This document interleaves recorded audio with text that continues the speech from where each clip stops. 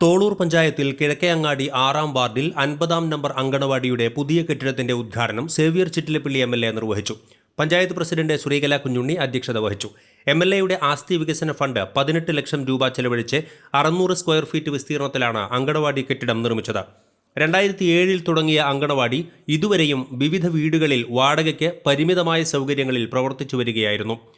സ്വന്തമായി ഒരു അങ്കണവാടി കെട്ടിടമെന്ന ദീർഘകാലമായ ആവശ്യം അത്യാവശ്യമായ ഘട്ടത്തിൽ വാർഡ് മെമ്പർ ലില്ലി ജോസിന്റെയും അങ്കണവാടി വർക്കർ രാധിക ടീച്ചറുടെയും ഇടപെടലുകളിലൂടെ പ്രദേശവാസിയും സഹകരണ ബാങ്ക് വൈസ് പ്രസിഡന്റുമായ പുറത്തൂർ വീട്ടിൽ ജേക്കബ് PK 3 സെന്റ് സ്ഥലം സൗജന്യമായി അങ്കണവാടി നിർമ്മാണത്തിനു വേണ്ടി പഞ്ചായത്തിന് നൽകി. അധികം താമസിയാതെ തന്നെ നിർമ്മാണ പ്രവർത്തനങ്ങൾക്ക് MLA ഫണ്ട് അനുവദിക്കുകയും ആധുനിക സൗകര്യങ്ങളോട് കൂടിയ കെട്ടിടം വേഗത്തിൽ തന്നെ നിർമ്മാണം പൂർത്തിയാക്കുകയും ചെയ്തു.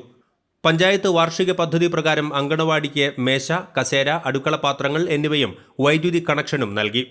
കൂടാതെ വാടക കെട്ടിടത്തിന്റെ ഉടമസ്ഥൻ ഫ്രിഡ്ജും സമ്മാനമായി നൽകി. ഭൂമി സൗജന്യമായി നൽകിയ ജേക്കബ് പുറത്തൂരിനെ ചടങ്ങിൽ MLA പൊന്നാടയണിയിച്ച് ആദരിച്ചു. കെട്ടിടത്തിന് ചുറ്റുമതിലും മറ്റും പഞ്ചായത്ത് 2025-26 പദ്ധതിയിൽ ഉൾപ്പെടുത്തിയിട്ടുണ്ടെന്ന് പ്രസിഡന്റ് പറഞ്ഞു. പഞ്ചായത്തിലെ 21 അങ്കണവാടികളിൽ ഏറ്റവും മനോഹരമായ കെട്ടിടത്തിന് AC-യും മറ്റും സ്പോൺസർ ചെയ്യുമെന്നും ജേക്കബ് പുറത്തൂർ ഉറപ്പു നൽകി.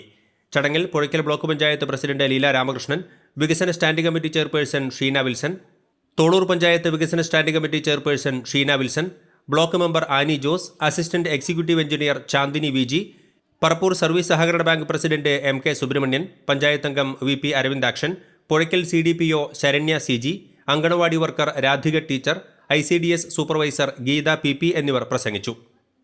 ATK news, Parappur.